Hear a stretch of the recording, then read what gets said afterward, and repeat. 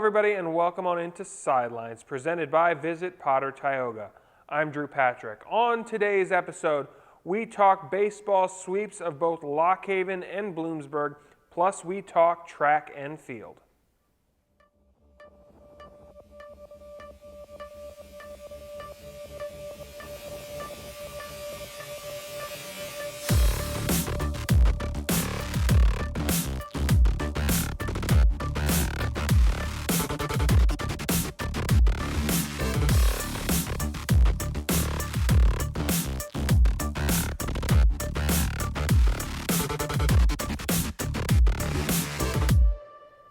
Welcome back to Sidelines. Let's talk baseball. As joining me at the desk, Zach Shertzer and Assaf Lowengart. Thank you both so much for stopping by. Thanks for having us. Yep, thank you.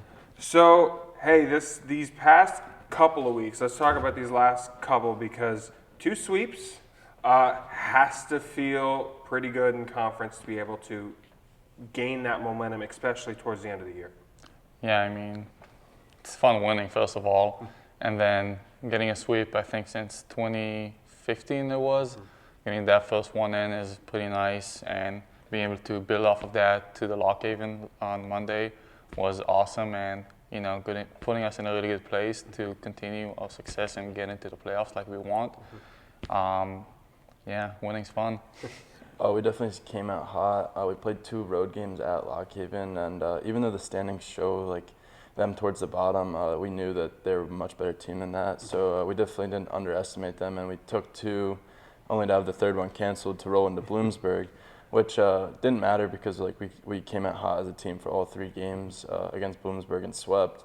And then I thought it was just a known fact that we were going to come into that Monday game, first game at home, just came off a sweep. Bloomsburg, they were not towards the bottom of the standings, so that was really cool. And then we were able to finish off the second sweep kind of backwards fashion against Lock Haven, but definitely a good stretch of 6 games right there for the team. So the first game at Lock Haven, obviously kind of that scare towards the end of the game, and I remember, Assaf, you told me we all have each other's backs here, so we're that happens and we're pretty good at level heading and going in. So keeping that in mind, into that first Bloomsburg game, extra innings, a long game. What was said or what was done in that vein to keep everyone ready to go? Have your freshman pitcher pitch his head off Lewis pitched a great extra innings, but to really be able to have that wherewithal to be able to withstand that extra period and come up with the walk-off win. I think, first of all, again, like you said, Lewis had our backs, the hitters back, because we didn't hit like we needed to or when we needed to early on in the extra innings. So it kind of kept going, and he kept pitching good. So he had our backs, and we had to, come up big for him and give it to him. And I think, like you said, just staying level-headed and not getting too high, too low. We had runners on, and we didn't score one of those innings. We could have, just dropped off and let them win, but we didn't. And Osborne came up big, and he's a consistent guy all year. So when he's up to bat, nobody's afraid. So having those guys behind, it's awesome. Yeah, I thought that both teams rolled out one of their best pitchers to start the game, and it might not have been as offensively exploding as Saturday, but I thought by both pitchers by the time they were out of the game, we started to get some runners on to leadoff innings, which was huge. It's tough when you don't get the leadoff runner on because then you're starting out with 1, 2 outs, and it's hard to get something rolling. But we were able to get runners on that inning and worked our way around the bases. And Osborne, like you said, is consistent and came up with a big hit, which was definitely needed. So an emotional high like that, you get the win. It is the most emotional high probably you can get in a regular season game, an extra inning walk-off. What do you have to do then going into the next day, having to travel, going to Bloomsburg? As we said, they're the reigning conference champions, so that's a really good team. But to bring back down to that level to be able to attack those 2 games on the road. Personally, for me, at the end of the day, nothing matters. Nobody cares what happened prior to what's going to happen. So when you come into the next game, good, you walked off, you won, but there's a game to play. So getting good night's sleep, getting ready for the bus ride, it's an hour and a half. It's not long, but it's still a bus ride that we need to take care of our bodies. So going to the bus ride, prepared, food, whatever it is, getting to the field, stretching out, getting ready. And again, nothing matters up until then. What happens now, it matters. So, just being in the moment. It definitely was cool to, like you said, we talked about post-game to enjoy it now, but flush it by the end of the night and get ready to wake up and get on that bus. I think we left around 8:15, so it wasn't too early of a morning, but we enjoyed it. That 40-minute ride home from Corning, we definitely enjoyed it. But by the time we got back, everyone got their dinner and got their sleep, and I think everyone definitely got on the bus that morning focused because we knew Bloomsburg wasn't just going to roll out of bed, and so we definitely showed up. 9-1 victory in that first game with your ace on the mound with Deprimo, and then kind of a shootout there in that second game. And Assaf, you clearly enjoyed that park. 3 home runs on the day. How did that feel? Personally, it's amazing, but even better just to have wins. If I had a good day at the plate and the team didn't win, it doesn't really matter. So being able to contribute to the team win is big. And Zach, how can you rally off? You have one of your players who have the hottest day that you really can have. But to be able to kind of rally off that, what does that do for the rest of the group? Oh, for sure. We had runners getting on base all day long, and watching Assaf be able to hit the ball not only hard but actually over the fence 3 different times. It just, the whole offense was hot. I personally had a good day myself, but it was, I don't think I would have been able to if I don't see 1 through 9 equally as hot. 9-1 and then scoring I think 19 or something in the second game. That just doesn't come from 9 guys. That's 9 different guys or more that are hitting hot that day. So I thought that was just an awesome spark for our whole offense. Yeah, 27 runs in a day is pretty good. Yeah, pretty good offensive performance there. And then speaking of offensive performance, then Assaf being named PSAC Athlete of the Week. It's similar to what we've talked about in terms of how you approach accomplishments, but to be able to get this and get the recognition from the conference, what does that mean to you? It means a lot. I think I've been doing a lot of good stuff throughout the season, and finally had that big day that I can get an accomplishment. But again, I knew kind of before the Lock Haven game, but it doesn't matter. We have a game to win, so keeping that level-headed head going into everything, Lock Haven, and then the midweek we had, doesn't matter, but it's fun to get recognized for something, So then, let's jump right into that you found out literally it was announced in the middle of that game. Speaking of high-scoring game, this was a high-scoring game, Lock Haven, and a bit of a shootout there as well. So you get down early in the game in the first inning. And then that first inning, you guys kind of try to flip the switch. What was either said or what's the mindset there? You're down early that you have to get runs at the plate. What kind of goes through your mind? I think just not trying to score 6 runs on one swing. It's 1 by 1. And I think we did a good job in not trying to be the big guy, just passing the baton and keeping the line moving. And I think that worked pretty well for us, I would say. I think it's definitely important to remember on those single games that it's not a sprint, it's a 9-inning game. So 3 runs in the first inning for an offense like us, 3 runs against us, it's not anything to lose sleep over. We knew Todd was going to bounce back from that, and which he did, and he settled in, and we have 9 full innings to come back. So we didn't even have a chance to hit yet, and they scored 3. So no, I don't think too many guys were worried, and we just kind of got into what we did best. So also being at home, Joseph Shea Field, how did that feel to be able to not have to get on a bus to go to a baseball game? It was amazing.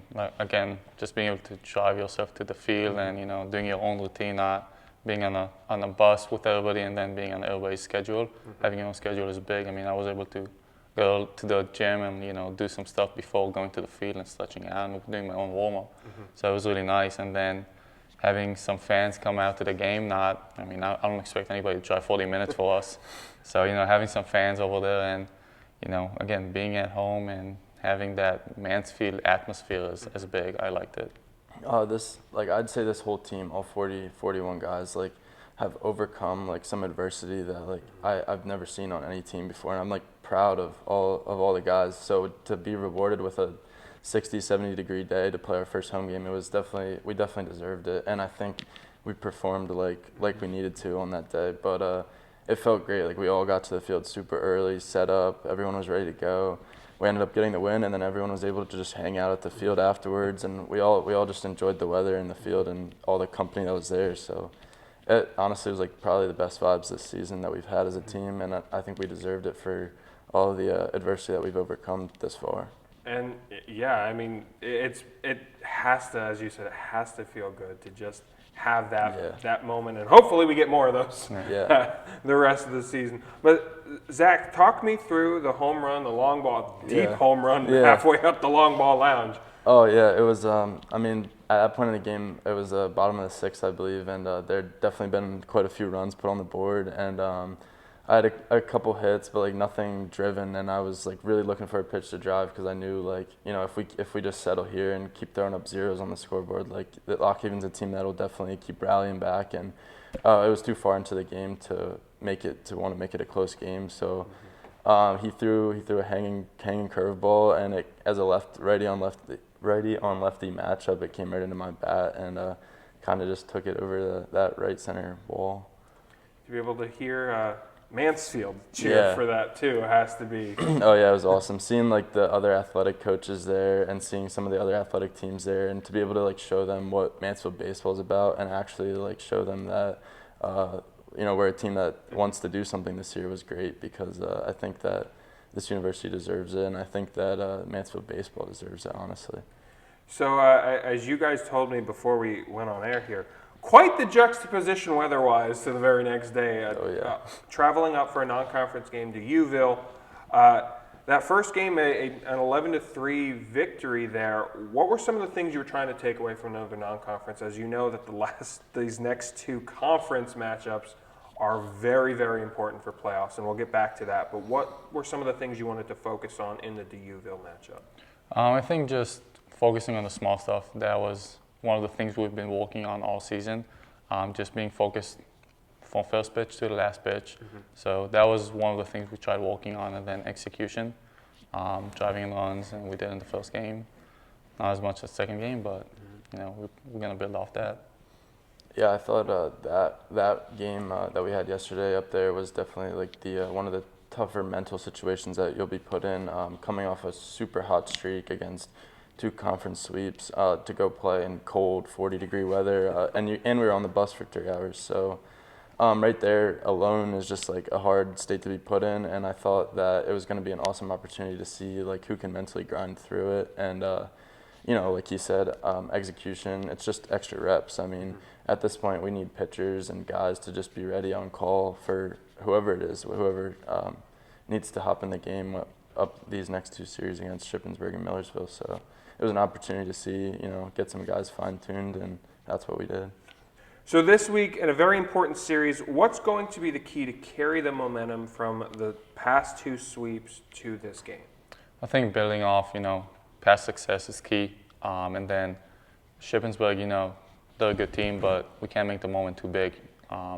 We have to win those games, but each pitch is important, so we got to focus every time. First pitch to last pitch every game, regardless of the situation we're in. You know, we're up, we're down. We gotta keep grinding and, you know, tacking on runs. Definitely what he said about building off past success. We know what we're capable of, which is definitely important to take away from. Like, we beat a very good Bloomsburg team all 3 games. We beat a pretty good Lock Haven team all 3 games, and throughout the whole season we've beaten good teams. Now it's just a matter of we're coming to the end. It's a matter of putting it all together. Big mental mistakes, we got to eliminate those.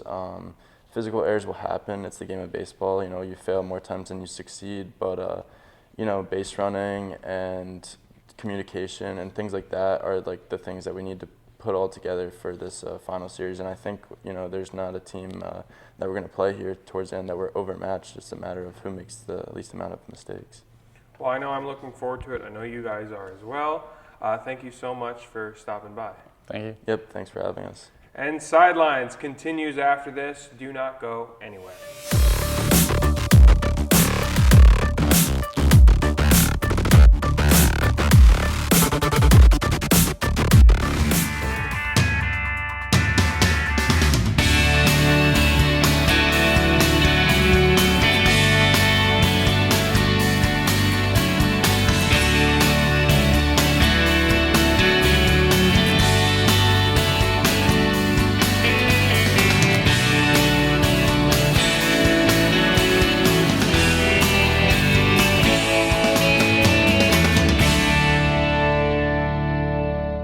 It's all part of Mother Nature's perfect blend, the keystone of the Keystone State. Visit Potter Tioga, a 2-county scenic outdoor haven conveniently located, yet worlds apart. A place where you can kick back, unwind, and forget about the pressures of life. Disconnect and reconnect with your friends, family, or even yourself while surrounded by nature's beauty. So start planning your adventures today at visitpottertioga.com.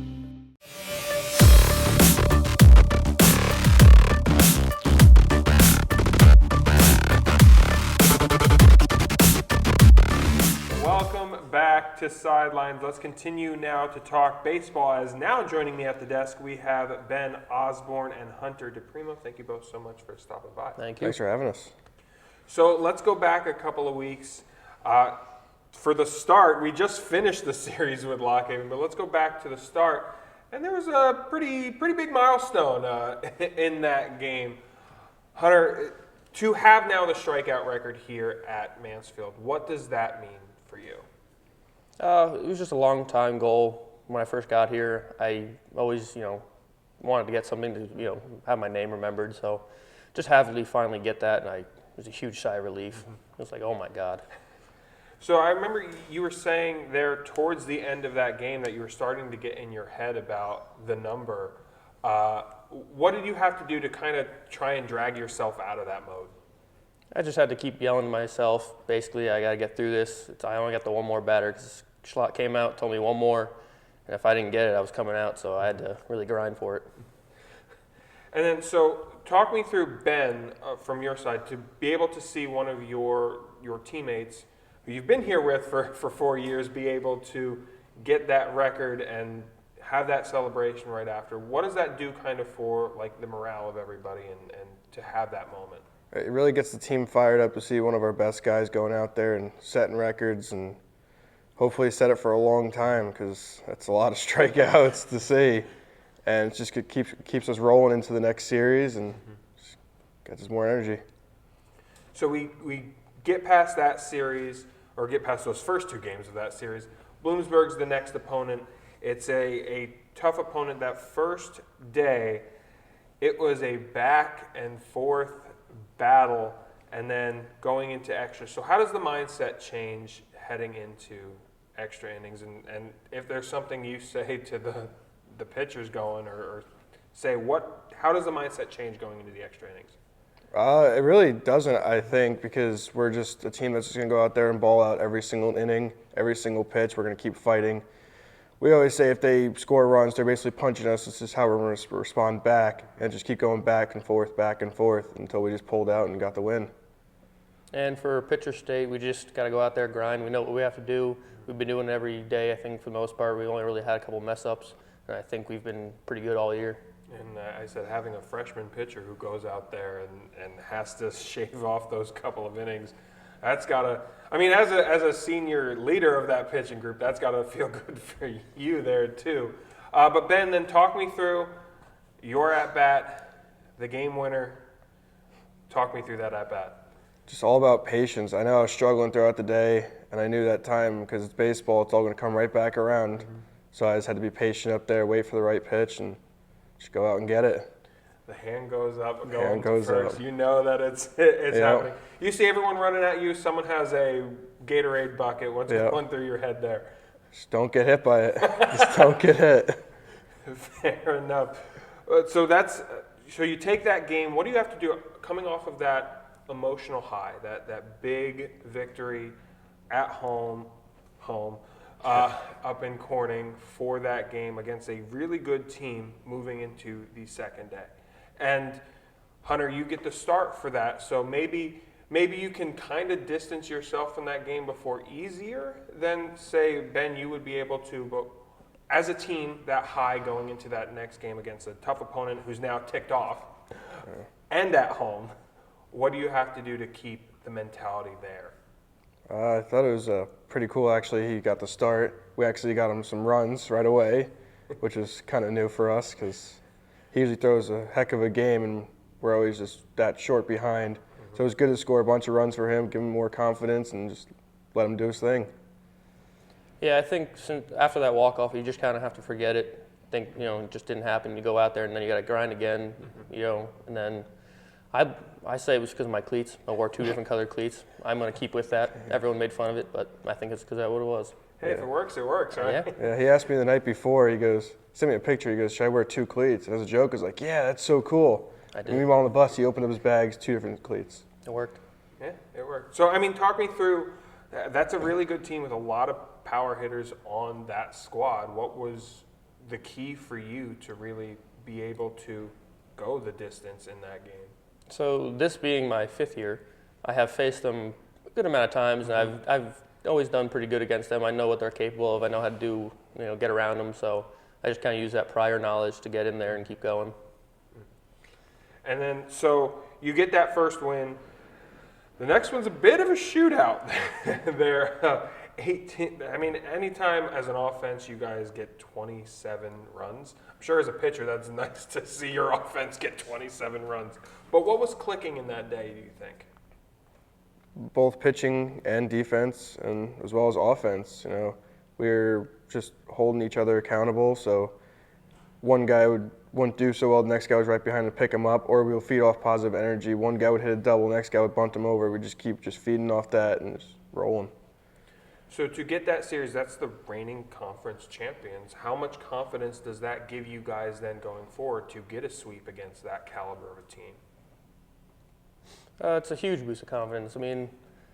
Everyone thinks Mansfield's always going to be in last, or they're just going to be that team that they can roll over, or we're going to be easy. But we're here. We're going to keep fighting. We're going to keep trying to win. The Mounties are hot. Well, that hot streak then went into Monday. First, to be at Joseph Shea Field, how did that feel to finally be a true home game? That was something special. I've been here for 3 years. I've only played there a handful of times. And just getting out there, smelling the grass, seeing the student body, seeing a bunch of coaches from the rest of Mansfield is just great. And so that game, hey, we completed the Integration Cup sweep, so to speak, there with that game. That was another one. You got down early, and what's the mindset then? You answered right back, but what is the mindset when, say, that first inning doesn't go defensively as you would like? What do you have to do to kind of have that short-term memory for when you get up to the plate? We're at a point right now where we know we can score runs. We just got to trust our abilities, trust 1 through 9, just keep swinging, passing the torch.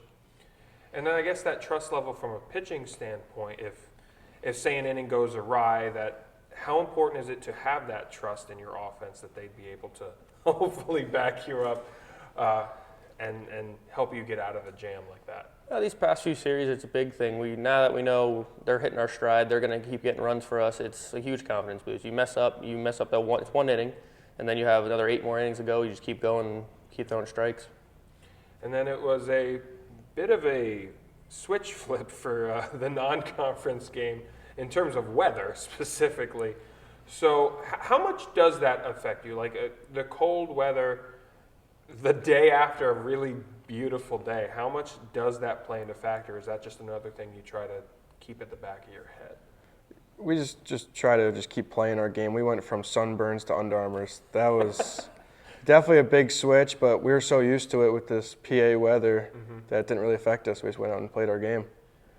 And so these next couple of series, they're really good teams and really important, obviously, crucial time of the year. How do you continue that hot streak into this next series with Shippensburg? I think as long as our pitching keeps a cool head, keep doing what we know what we can do, and just kind of minimize runs, keep it to whatever we can do, I think we'll be fine. Just keep putting pressure on them. That's all we got to do. So batter's hot and pitcher's cool. That's the goal for this upcoming. Well, thank you both so much for taking the time and stopping by. Thanks for having us. Sidelines continues after this. Do not go anywhere. I would say just to get on the record board and really try and make it for nationals as well. Yeah, and it should be a fun season. I know you guys are looking forward to it. I'm looking forward to it. And thank you so much for stopping by. Thank you for having us. And Sidelines continues after this. Do not go anywhere.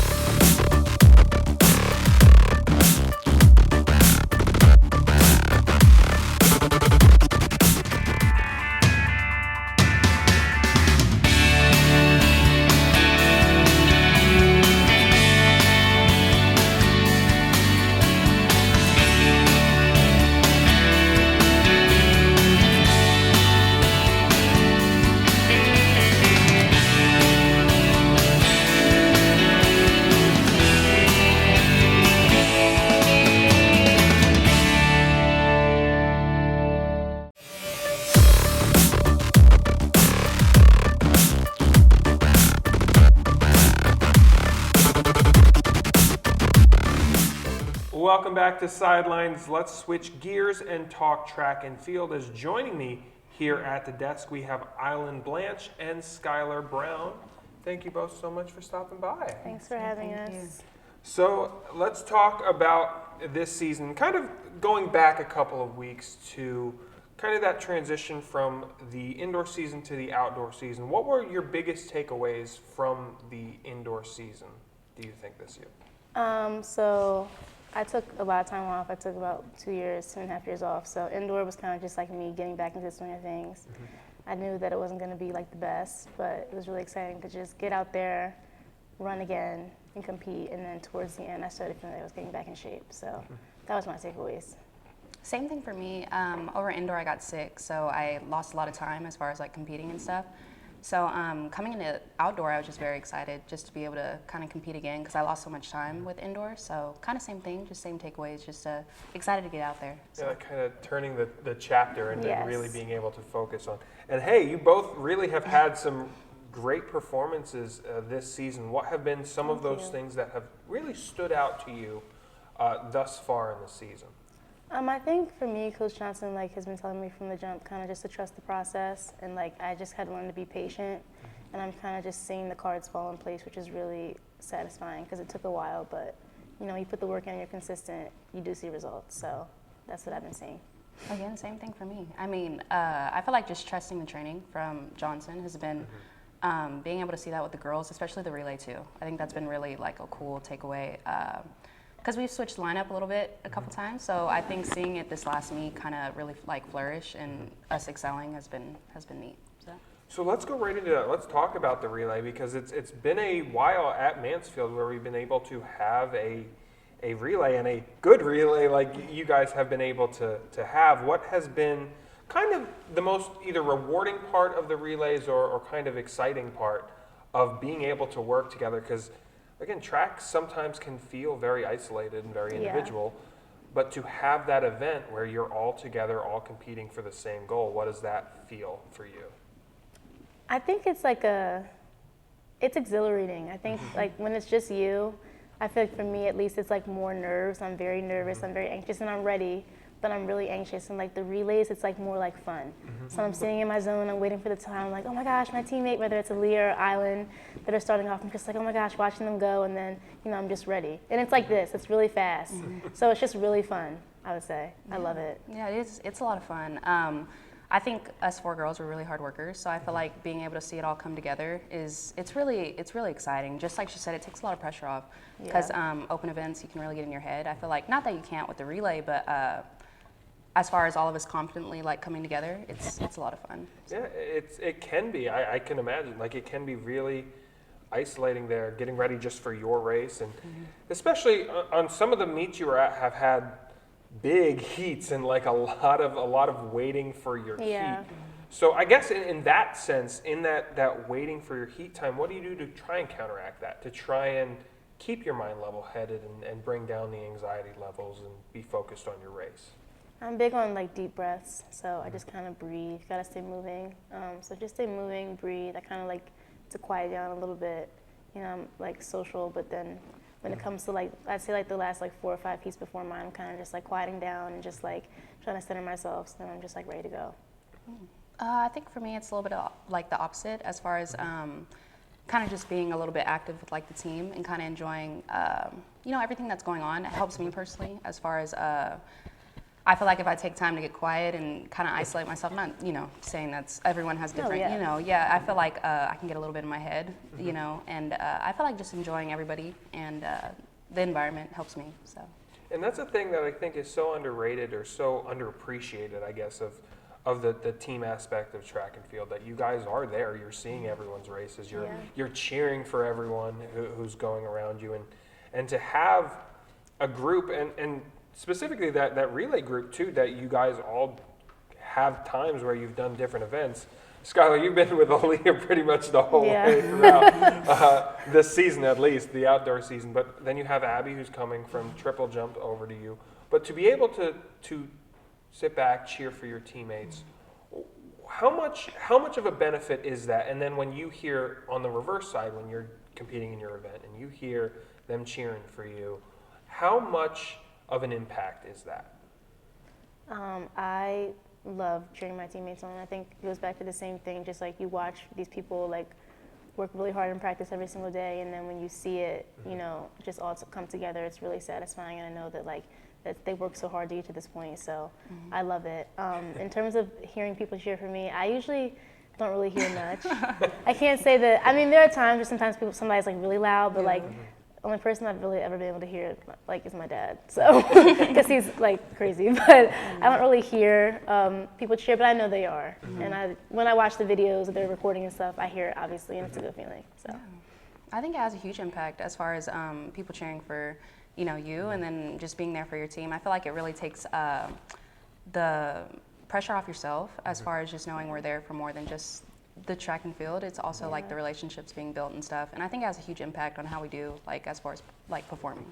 So That camaraderie aspect too, especially, I mean, yes, you talk about the timing, especially the 4x1 and the timing of the handoff and all that, but is there a correlation that you found between that really enjoying each other and really enjoying each other's company and being able to cheer on and have that camaraderie with success in the timing, not only, and that chemistry, but also kind of just the morale and leading to on the track success?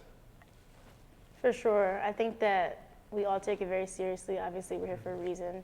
We're at the college level, but you have to remember to have fun at the end of the day. Like, we're here to have fun. We all enjoy what we do. So, I mean, just like being centered in that and like having fun, I think it makes everything a lot more seamless and easier, for sure. I agree. Yeah, I agree. So let's look forward. This week is Shippensburg, a track that has in the past hosted the championship, but is a very, very good team historically that you guys will be battling. So what can you take away from, or what do you expect to take away from this meet, where you're going to see some strong competition that you could see and would see again?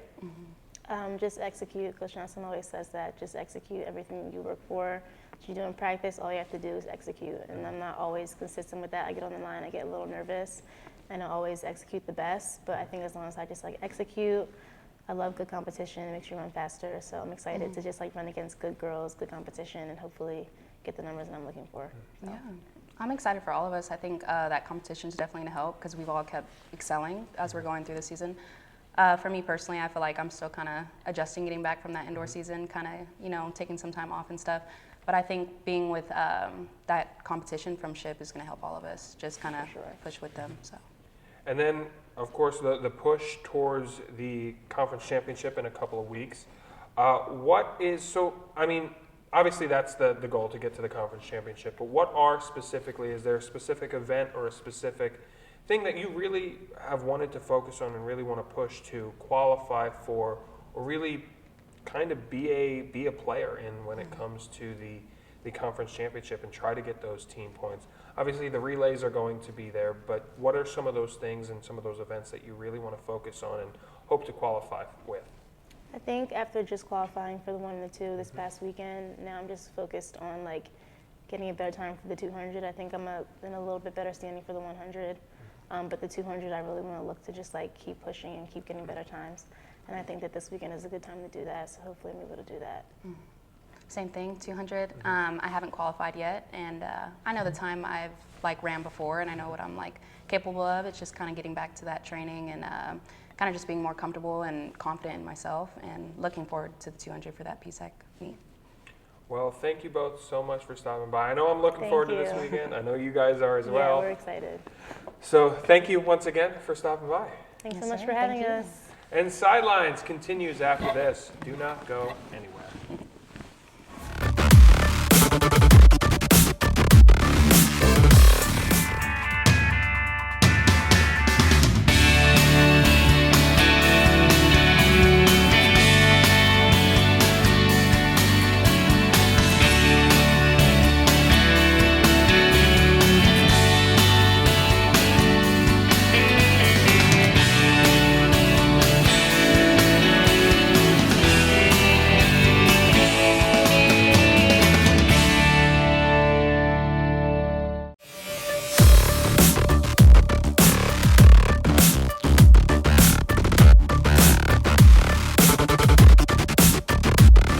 That's going to do it, folks. To stay up to date on all things Mansfield Athletics, head over to GoMounties.com. Thank you for watching, and we will see you next time.